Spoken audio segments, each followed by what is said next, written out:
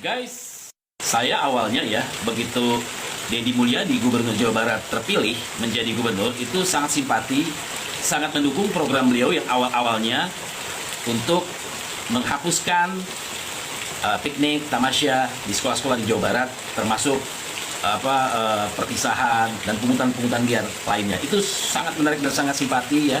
Tapi lama-kelamaan kebijakan-kebijakannya terasa aneh gitu. Kelihatannya kok jadi arogan, enaknya sendiri, semau gue, seolah-olah dia orang yang sangat berkuasa dan memperlihatkan super powernya. Ada seorang bapak-bapak kembali mengkritik Kang Deddy Mulyadi, teman-teman ya. Ini sih konyol ya. Langsung saja Kang Deddy skakmat, teman-teman ya. Yuk kita simak videonya. Buat Bang Ruli Armain SOS, saya mengucapkan terima kasih atas otokritik dan sarannya buat saya, sehingga Bapak bisa memperlihatkan apa kelemahan yang saya miliki. Dari kelemahan yang Bapak tampilkan terhadap diri saya yang selama ini saya jalani, semoga ke depan saya bisa memperbaiki terhadap apa yang pernah saya lakukan. Saya juga mohon maaf kepada Bapak, kepada Abang yang telah membuat kecewa, asalnya simpati sekarang menjadi tidak simpati. Saya sebagai Gubernur Jawa Barat mohon maaf telah mengecewakan Bang Ruli atau Pak Ruli yang tinggalnya di Jakarta. Dan saya akan berguru sama Abang atau Bapak, karena Abang itu pada pemilu 2024 pada Pilpres sebagai Sekretaris Jenderal Porkanis. Saya tahu Abang itu cara bagaimana menaikkan elektabilitas seseorang dan tahu bagaimana menjatuhkan elektabilitas seseorang atau populariti seseorang. Sebagai orang berpengalaman layak saya berguru. Tetapi sepengetahuan saya nih Bang, sebagai orang yang beragama, kalau kita jualan Bang, lebih baik menceritakan kebaikan, kehebatan, keunggulan barang yang kita miliki dibanding menjelek-jelekan barang tetangga. Salam hormat buat Abang dan keluarga ya. Semoga Abang nanti lebih terbuka bahwa Abang sebenarnya lagi mendorong agar orang menyukai barang atau orang yang Abang akan promosikan seperti tahun 2024 yang lalu. Saat ini ada stigma yang diarahkan bahwa saya dibiayai oleh oligarki, disponsori oleh oligarki. Hal itu dihubungkan dengan adanya foto dan kegiatan Pak Agwan CS di Gedung Sate dan di Kota Bandung. Perlu saya tegaskan ya bahwa pada saat itu pemerintah Provinsi Jawa Barat kedatangan tamu dari Yayasan Buddha Suci yang dimotori oleh Menteri Perumahan Kawasan Pemukiman Pak Ara Sirait atau Muamar Sirait. Tujuannya adalah memberikan bantuan kepada masyarakat Kota Bandung yang rumahnya kumuh. Ada 500 rumah yang dibangun. Dan saat itu kami menerima resmi bersama Wali Kota Bandung, Ketua DPRD Provinsi Jawa Barat, Sekretaris Daerah Provinsi Jawa Barat. Kemudian setelah itu saat saya berkunjung ke Takokak, Kabupaten Cianjur bersama Bupati, saya pada waktu itu meresmikan masjid, yang masjid itu dibangun oleh Yayasan Arta Graha, dan di situ pasti pemiliknya adalah Pak Tommy Winata. Komitmen kami dengan Pak Tommy Winata adalah satu, bersedia membangun mengembangkan daerah terisolir di wilayah Kabupaten Sukabumi, Kabupaten Cianjur, Garut dengan membangun batching plan. Dan selama berpuluh-puluh tahun wilayah itu menjadi wilayah terisolir. Dan kami akan melakukan secara bersama demi kebaikan. Yang kedua, menjaga Gunung Wayang dari berbagai bentuk intervensi perusakan, mengembangkan kembali habitatnya dan ekosistemnya. Kemudian yang ketiga adalah membangun kawasan-kawasan perkebunan yang hari ini berubah peruntukannya, dikembalikan ke teh, ke karet, yang pada akhirnya rakyat itu bisa menjadi tuan dengan mengelola perkebunan teh dan karet yang dibiayai oleh pemerintah provinsi, Yayasan Arta Graha, dan berbagai pihak yang memiliki kepedulian terhadap pengembalian ekosistem dan perkebunan di Jawa Barat. Perlu saya tegaskan, sebagai gubernur, saya terbuka berhubungan dengan siapapun.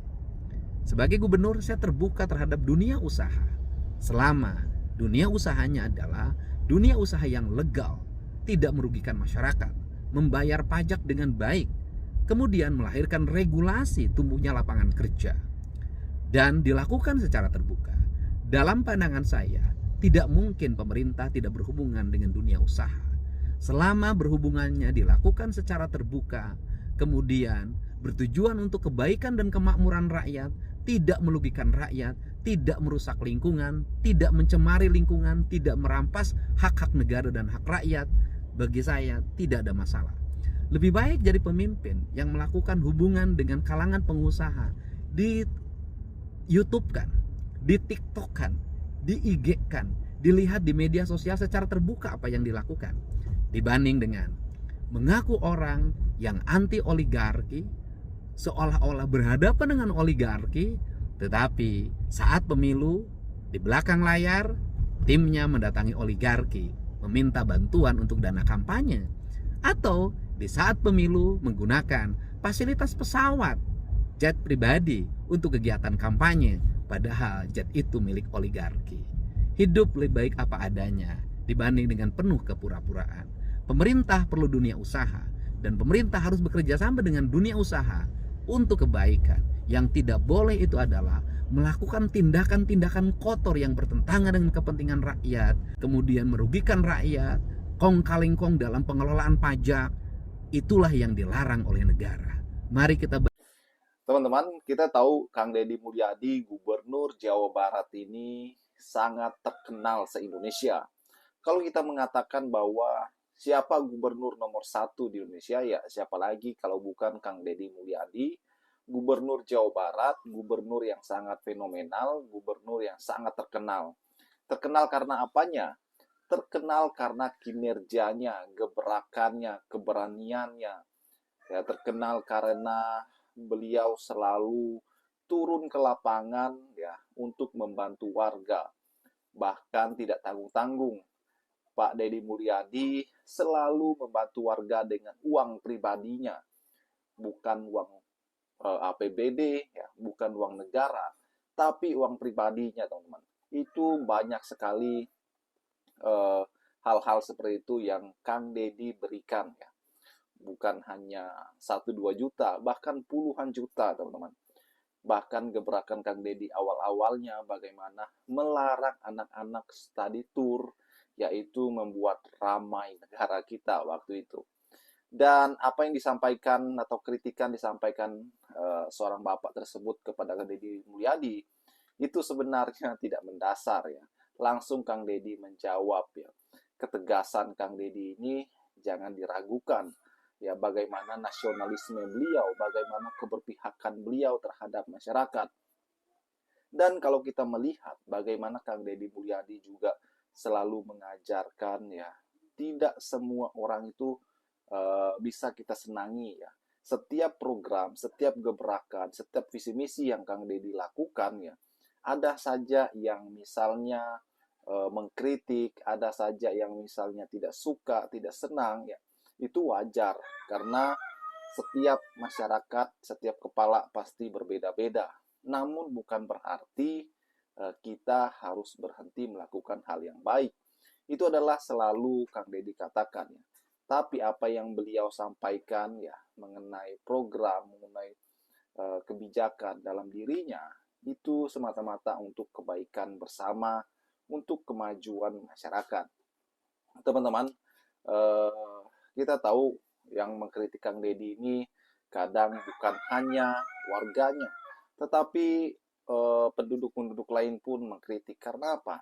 Karena Kang Deddy ini memainkan media sosial dengan baik, mengekspos setiap kegiatan beliau, sehingga banyak orang melihat, banyak orang menonton, bukan hanya warga Jabar, ya. Jadi Kang Deddy Mulyadi ini adalah sosok pemimpin yang benar-benar mengayomi masyarakat.